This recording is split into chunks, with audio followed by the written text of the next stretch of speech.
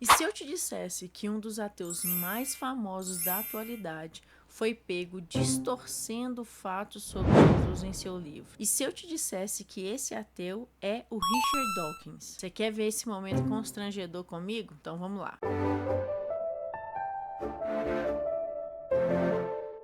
Pois é, foi justamente isso que aconteceu com o professor de Oxford, professor de matemática e apologista cristão John Lennox, e o Richard Dawkins, que é também professor de biologia da Universidade de Oxford, mas militante ateu. E o resultado disso? O Richard Dawkins acabou admitindo algo que contradiz o seu livro e ficou, na verdade, em um beco sem saída. To be the truth, to be God incarnate.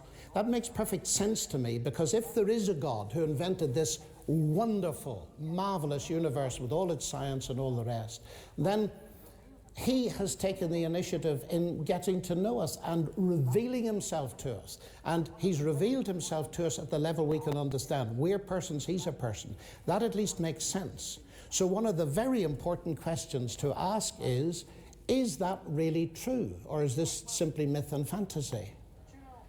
Well, myth and fantasy for me. Yeah, well, do you know, that disturbs me for the following reason. Reading your book, The God Delusion, you say that it's under scholarly dispute among historians that Jesus actually existed. Now, I checked with the ancient historians. That is not so. And it disturbed me. History is not natural science. But what I don't understand is this, why you would write something like that. I don't think it's a very important question whether Jesus existed. There are some historians, most historians think he did, some They historians certainly don't. do. I couldn't find an ancient historian that didn't. Well, there are one or two, but I don't really care, actually, because precisely because it's petty. Entirely. So we need to know whether it's true. Yes. Now, when you look at history, and let's leave aside, maybe I alluded to the possibility that some historians think Jesus never existed. I take that back. Jesus existed.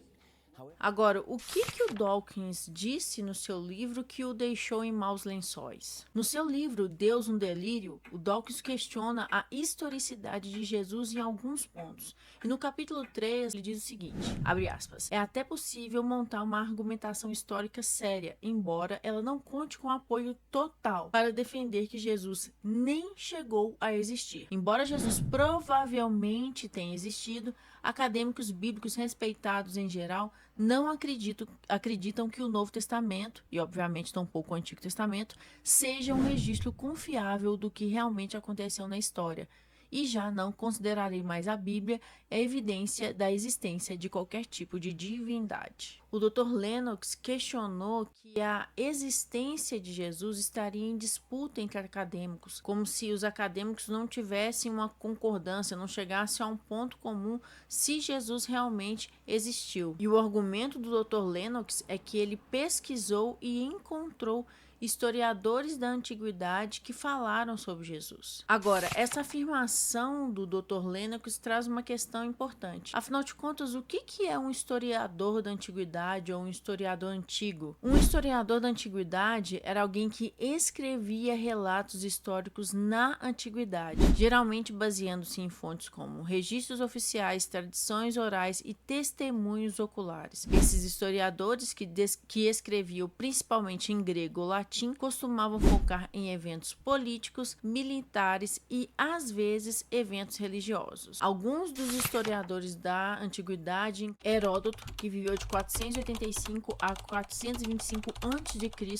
ele é considerado o pai da história e viveu muito antes de Jesus Cristo. Tucídides, que viveu de 460 a 395 a.C., ele era um historiador focado na história política e militar. Tácito, que viveu de 56 a 120 depois de Cristo, foi historiador romano que escreveu sobre imperadores e eventos importantes. Suetônio, que viveu de 69 a 122 depois de Cristo, escreveu biografias dos imperadores romanos. Flávio Josefo, que viveu de 37 a 100 depois de Cristo, foi um historiador judeu que documentou a história judaica, incluindo registros sobre Jesus. Plínio o Jovem, que viveu de 61 a 113 depois de Cristo, foi um governador romano romano que mencionou os primeiros cristãos. E Luciano de Samósata, que viveu de 125 a 127 depois de Cristo, foi um satirista grego que zombava dos cristãos, mas reconhecia a existência de Jesus. E o que esses historiadores antigos disseram sobre Jesus? Embora Jesus não fosse um líder político ou militar, que era o tipo de pessoa que esses historiadores da antiguidade escreviam sobre, vários historiadores registraram a respeito de Jesus e dos seus seguidores. Tácito, que era um senador e historiador romano, ele faz referência a Jesus na sua obra Anais, no livro 15, capítulo 44, e ele descreve a perseguição de cristãos pelo imperador Nero. Ele diz o seguinte: Cristo, de quem o nome cristão se originou, sofreu a pena extrema durante o reinado de Tibério, sob as ordens de Pôncio Pilatos. Esse trecho confirma que Jesus foi executado sob o governo de Pilatos, um fato histórico que é também registrado nos evangelhos. O chamado testemunho flaviano é um registro que algumas pessoas questionam a veracidade dele. Bem, isso é um assunto que a gente pode tratar no próximo vídeo, mas ele diz o seguinte: por essa época Jesus viveu, um homem sábio, se é que se pode chamá-lo de homem. Ele realizou feitos extraordinários e foi um mestre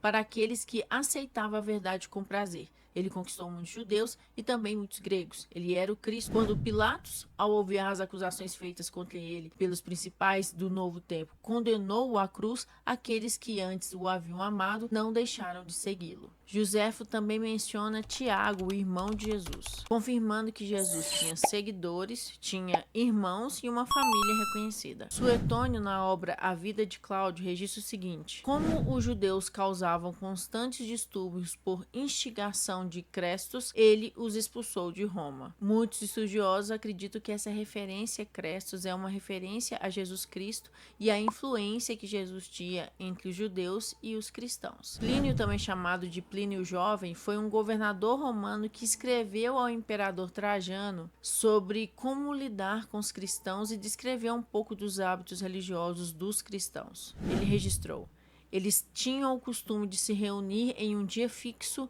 antes do amanhecer e recitar um hino a Cristo como a um Deus. E aqui nós temos um registro, uma fonte não interessada, uma fonte extra-bíblica, de que os cristãos adoravam Jesus como Deus, reconheciam que Jesus é Deus. Nós temos também Luciano, que foi um satirista grego. Ele zombava dos cristãos, na verdade, mas mesmo assim reconhecia que as pessoas criam em Jesus. Ele disse o seguinte: os cristãos adoram um homem até hoje, a distinta personalidade que introduziu seus ritos e que foi crucificado por causa disso. Mas o que parece que Dawkins está sugerindo ali no livro dele é que historiadores antigos negaram a existência de Jesus. E essa ideia vem principalmente dos chamados miticistas, que são as pessoas que argumentam que Jesus é, na verdade, um mito e não uma figura histórica. E alguns dos principais defensores dessa ideia de que Jesus é um mito são Bruno Bauer, que viveu de 1809 a 1882, ele foi um teólogo, um filósofo e um historiador alemão.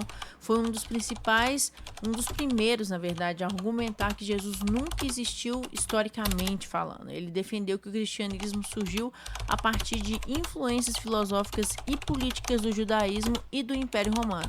As suas ideias foram amplamente rejeitadas mesmo na época dele. Arthur Drills foi um filósofo e escritor alemão que viveu de 1865 a 1935. Ele escreveu uma obra chamada O Cristo Mito, de 1909, onde ele argumentou que Jesus era uma figura puramente mitológica, associada a cultos solares e religiões misteriosas.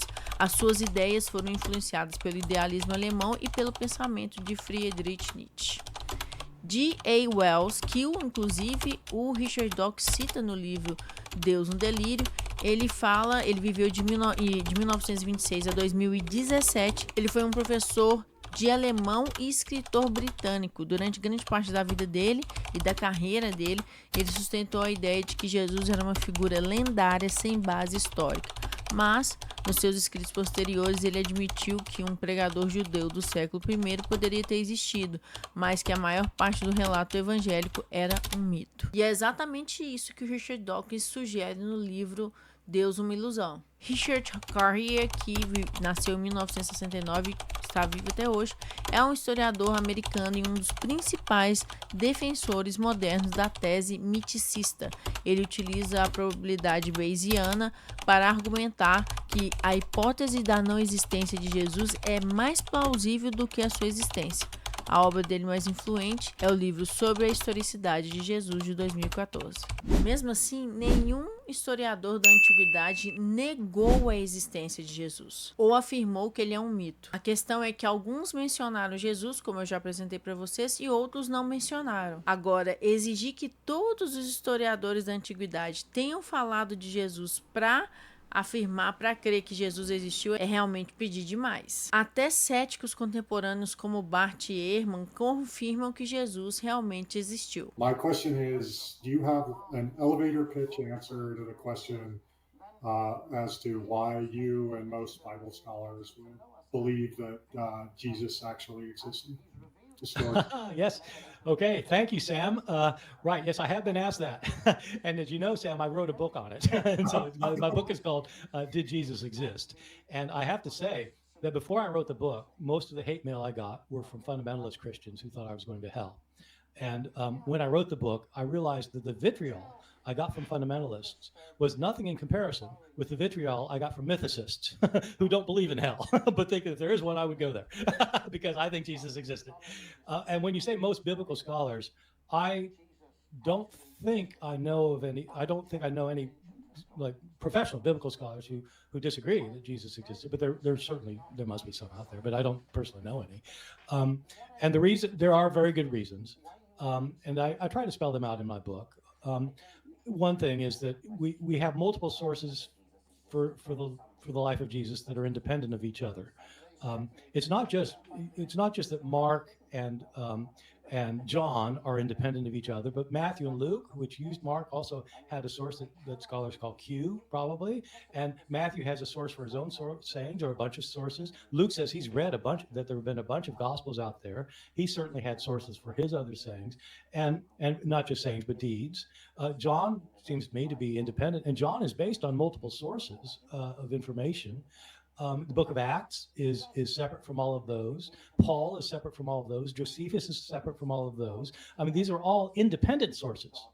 And so it's hard to imagine that you'd have all of these independent sources saying basically similar things about what Jesus said and did if there wasn't a Jesus. Moreover, because the elevator is going up to about the 18th floor here, but moreover, Paul actually knows Jesus' brother James. And there is no question, he's talking about his earthly brother James, and he knows Peter, who is Jesus' closest disciple.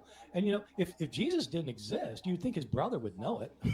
and so I think Jesus certainly existed. Ou seja, essa ideia de que Jesus é um mito é uma teoria moderna sem apoio dos historiadores da antiguidade. Então, no final das contas, o Richard Dawkins tentou minimizar a importância da existência de Jesus ali naquela conversa com John Lennox, mas ele não conseguiu sustentar o que ele escreveu no próprio livro dele, porque no livro dele ele realmente sugere que Jesus é um mito. Mas o que é fato é que historiadores da antiguidade falaram sobre Jesus. A tese de que ele nunca existiu não é levada a sério no meio acadêmico e que, enquanto Dawkins tentou ali desviar do assunto, escorregou do assunto quando foi confrontado, as evidências históricas continuam firmes. Então, diante disso, a gente se pergunta, né? Será que o Dawkins foi só desonesto mesmo? Ou se ele realmente estava mal informado quando escreveu o seu livro? Que, inclusive, acho que esse livro é best-seller. Deixa a sua opinião sobre isso aqui nos comentários. Eu vou gostar muito de saber o que você pensa sobre essa questão toda do Dawkins. Não deixe de curtir e compartilhar se esse vídeo foi uma bênção para você. É assim que o YouTube entende que esse conteúdo aqui é relevante. Vou deixar mais uma indicação de vídeos aqui para você sobre defesa da fé de Jesus Cristo e a gente se encontra aí no próximo vídeo. Forte abraço, até mais, tchau, tchau.